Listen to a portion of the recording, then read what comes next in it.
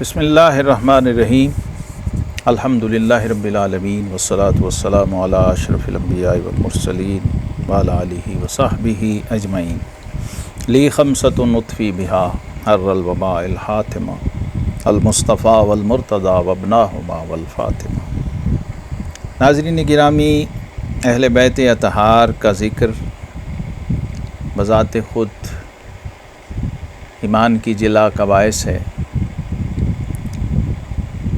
اور باطنی حلاوت کا ذریعہ ہے، بخشش کا سامان ہے، اور اہل بیت اطہار کی محبت جزو ایمان ہے۔ نبی کریم رؤوف رحیم علیہ الصلاۃ والتسلیم نے اپنے اہل بیت کی محبت پر جس طرح امت کو ابھارا، جیسے اس کی ترغیب اور تعلیم فرمائی، اس کے بعد یہ ممکن نہیں کہ کوئی صاحب ایمان جو نماز میں اہل بیت اطہار پر درود بھیجتا ہو ان کے ساتھ بے وفائی کا تصور بھی کر سکے، کسی بھی معنی میں اور کسی بھی مسلک سے اس کا تعلق ہو، اہل سنت یا اہل تشیع یا کوئی بھی جو صاحب ایمان کلمہ گو ہے۔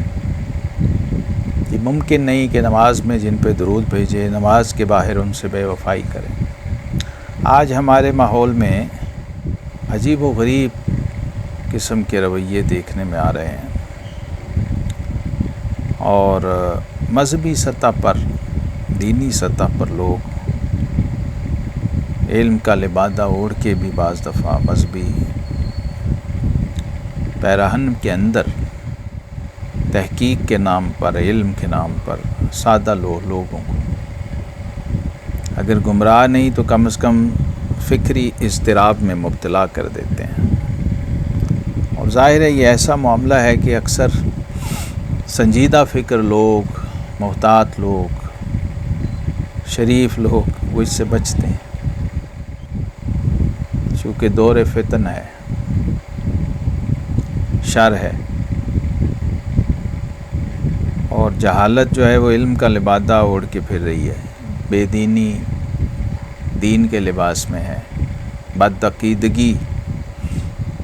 وہ تحقیق کے روپ میں روپ دھارے ہوئے ہے۔ عجیب و غریب قسم کی فضا ہے، خیرت کا نام جنوں پڑ گیا، جنوں کا خیرت۔ تو اس حوالے سے میں پچھلے دنوں دیکھ رہا تھا، ایک مفتی صاحب وہ یہ بتا رہے تھے اور کوشش کر رہے تھے کہ صحابہ کرام علیہم رضوان اور اہل بیت اطہار کی جو باہمی رشتہ داریاں ہیں، یہ تو ایک مستقل موضوع ہے اور اس پر باقاعدہ کام کیا اہل علم نے، اس پر کتابیں موجود ہیں،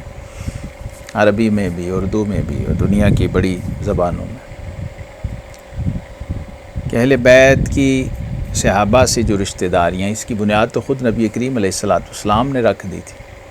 صدیق اکبر رضی اللہ عنہ کو اپنا سسر بنایا، فاروق اعظم کو اپنا سسر بنایا، سیدنا عثمان غنی علی المرتضیٰ رضی اللہ عنہما کو اپنا داماد بنایا۔ یہ بیس تو خود آپ صلی اللہ علیہ وسلم نے رکھ دی۔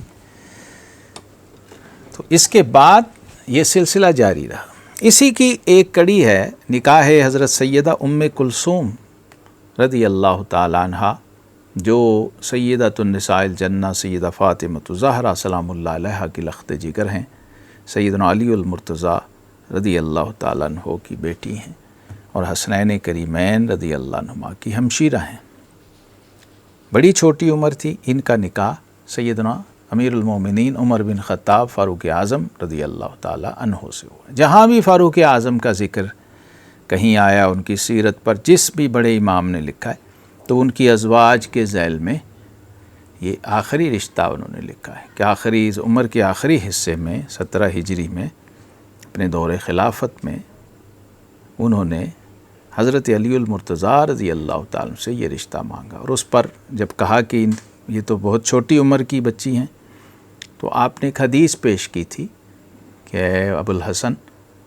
میں یہ رشتہ کسی اور دنیاوی مادی غرض سے نہیں کی وجہ سے نہیں کر رہا ہوں، بلکہ اس کا مقصد میرا خانوادہ رسالت کے ساتھ اپنا رشتہ جوڑنا ہے، کیونکہ حدیث پاک میں ہے کل سبب و نسب منقطع یوم القیامت الا سببی و نسبی، اس میں سحری کے الفاظ بھی ہیں، یعنی سسرالی رشتے جو ہیں کہ ہر سبب اور نسب یعنی ہر نسب اور نسبت منقطع ہو جائے گی،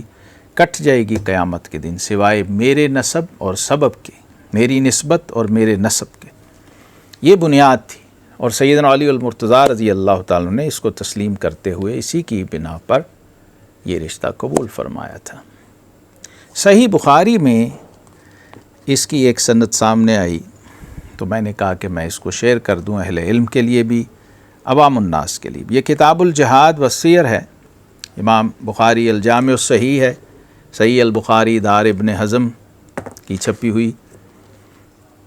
کتاب الجہاد ہے، حدیث نمبر 2881 ہے۔ ثعلبہ بن ابی مالک سے امام بخاری ان کی سند سے یہ لائے ہیں روایت کہ ان عمر بن الخطاب رضی اللہ عنہ قسم مروتا بین نساء من نساء المدینہ، عمر فاروق خواتین مدینہ کے مابین کچھ چادریں تقسیم کر رہے تھے، تو ایک بڑی خوبصورت بڑی اچھی قیمتی چادر بچ گئی، تو سوچ رہے تھے یہ کس کو دوں، فقال له بعض من عنده، تو ان کے پاس موجود کسی ذمہ دار شخص نے کہا یا بعض لوگوں نے کہا، یا امیر المؤمنین اعط ھذا ابنۃ رسول اللہ صلی اللہ علیہ وسلم التی عندک، اے امیر المومنین یہ چادر رسول اللہ صلی اللہ علیہ وسلم کی اس بیٹی کو دے دیجئے جو آپ کے پاس آپ کے گھر میں موجود ہیں۔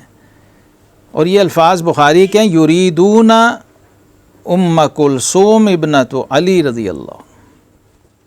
یہ الفاظ ہیں، یہ بی بی جن کے بارے میں انہوں نے کہا تھا یریدون ام کلثوم ابنۃ علی رضی اللہ تعالیٰ عنہما، اس سے مراد سیدنا علی کی وہ بیٹی جن کا نام ام کلثوم ہے وہ تھیں۔ یہ صحیح بخاری ہے، صفحہ 517 ہے، حدیث نمبر 2881 ہے۔ تو اتنی بڑی مستند سند اور صحیح اسناد روایت کے بعد تو اس پر کوئی گنجائش نہیں ہے۔ علامہ شبلی نعمانی الفاروق کے اندر صفحہ 392-93 پر جب فاروق اعظم کی ازواج کا جہاں پر ذکر لائے ہیں تو وہاں کہتے ہیں کہ آخر عمر میں آپ کو یہ خیال آیا کہ میں خاندان نبوت سے اپنا رشتہ قائم کروں، مزید شرف اور برکت کا باعث ہو، لہٰذا یہ درخواست پیش کی۔ تو جب جناب سیدنا علی نے ام کلثوم کی صغر سنی کے سبب سے انکار کیا، لیکن جب آپ نے وجہ بیان کی کہ مجھے حصول شرف مقصود ہے، تو آپ نے 17 ہجری میں 40,000 مہر پر یہ نکاح ہوا۔ کہتے ہیں تمام مستند معتمد مورخین، علامہ طبری نے تاریخ کبیر، ابن حبان کتاب الثقات میں، ابن قتیبہ نے معارف میں، ابن اسیر نے کامل میں تصریح کے ساتھ لکھا ہے کہ ام کلثوم نام کی بنت فاطمہ الزہرا حضرت عمر کی زوجہ تھی۔ ایک دوسری بیوی بھی تھی جو ام کلثوم، وہ بھی عمر فاروق کی بیوی تھی، لیکن وہ پہلے تھیں۔ یہ آخری نکاح جو فاروق اعظم نے کیا اور ان کے شہادت تک سیدہ ام کلثوم آپ کے نکاح میں رہیں، حضرت علی کی بیٹی۔ اسی طرح علامہ طبری، ابن حبان، ابن قتیبہ، یہ سب نے لکھا کتاب الثقات وغیرہ کے اندر، شہر ذی القعدہ کے اندر کہتے ہیں کہ یہ رشتہ ہوا، تزویج ہوئی، شادی ہوئی، اور پھر ان سے بچے ہوئے، ایک بیٹا ایک بیٹی، زید الاکبر اور سیدہ رقیہ ابن عمر بنت عمر رضی اللہ تعالی عنہما، ان سے بچے ہوئے۔ تو یہ بڑی سادہ سی بات اس اردو کی کتاب الفاروق میں، البدایہ والنہایہ، اس میں نے دیکھ رہا تھا آج اس کی جلد نمبر 8 میں ہے، جو یہ کراچی سے چھپا ہوا ہے، اردو ترجمہ شاید 10-12 جلدوں میں ہے یہ اس کی 8 جلد نفیس اکیڈمی اردو بازار کراچی سے۔ اس کے اندر دیکھیے سیدہ ام کلثوم کے الفاظ وہ لائے ہیں اس موقع پر، سیدنا علی کی شہادت کے موقع پر۔ تو کہتے ہیں حضرت علی کی بیٹی حضرت ام کلثوم کہنے لگیں کہ مجھے صبح کی نماز سے کیا، یعنی فجر کے وقت کی بات کر رہی ہیں، میرے خاوند امیر المومنین حضرت عمر رضی اللہ عنہ صبح کی نماز میں قتل ہوئے، اور میرے باپ امیر المومنین سیدنا علی المرتضیٰ صبح کی نماز میں قتل ہوئے اور یہ شہید ہوئے۔ البدایہ والنہایہ جیسی معتبر ترین مستند ترین، ابن کثیر جو اتنے بڑے محقق ہیں، اتنے بڑے امام ہیں، حافظ ابن کثیر الدمشقی رحمہ اللہ تعالی، تو اس کے بعد پھر اس طرح کی باتیں، اور پھر میں اس پر بہت پہلے مجموعہ رسائل سیوطی پہ میں نے کام کیا تھا، تو اس حدیث کے تحت جسے امام طبرانی، امام حیثمی مجموع الزوائد وغیرہ میں مستند اور ثقہ راویوں سے لائے، حدیث صحیح ہے۔ مجموع الزوائد جلد 9 صفحہ 275 حدیث نمبر 15020 کہتے ہیں رجالہ ثقات، امام حیثمی کہتے ہیں۔ تو اس پر اہل سنت کی کتب تو بے شمار ہیں، کچھ کتب شیعہ کے اندر بھی یہ موجود ہے یہ بات، یہ حوالہ کہ سیدہ ام کلثوم کا نکاح حضرت عمر رضی اللہ تعالیٰ عنہ سے ہوا ہے اور وہ ان کی زوجہ ہیں۔ فروع کافی ہے جلد 2 3 صفحہ 311 ہے، تہذیب احکام جلد 2 صفحہ 238 ہے، استبصار فی ما اختلاف من الاخبار جلد 2 صفحہ 352 ہے، مجالس المومنین جلد 1 صفحہ 204 ہے، مناقب آل ابی طالب ہے جلد 3 صفحہ 162، کتاب الشافی صفحہ 216، منتہی الاعمال جلد 1 صفحہ 135، منتخب التواریخ صفحہ 94۔ تو یہ تو ایسا کوئی بات ہے نہیں کہ اس کے اندر کسی قسم کا کوئی تنازع یا کنٹروورسی پیدا کی جائے، لہٰذا حب اہل بیت کا یہ تقاضا ہے کہ ان کے رشتوں کا پاس اور احترام کیا جائے۔ رب العالمین ہمیں ہمیشہ حق پر استقامت عطا فرمائے، حق کو حق دکھائے اور پھر اسے مان لینے کی توفیق عطا فرمائے، باطل کو باطل دکھائے اور پھر اس سے اجتناب کی توفیق عطا فرمائے۔ وآخر دعوانا ان الحمد للہ رب العالمین۔